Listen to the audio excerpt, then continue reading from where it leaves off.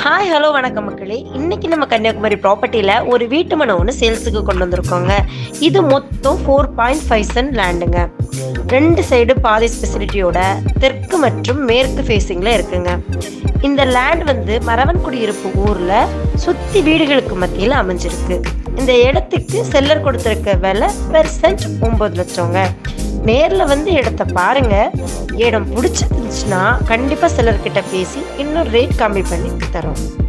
இந்த இடத்த மிஸ் பண்ணாமல் இருக்க சைட் விசிட்டுக்கு உடனே புக் பண்ண ஸ்க்ரீனில் தெரியக்கூடிய இந்த நம்பருக்கு கால் பண்ணுங்கள்.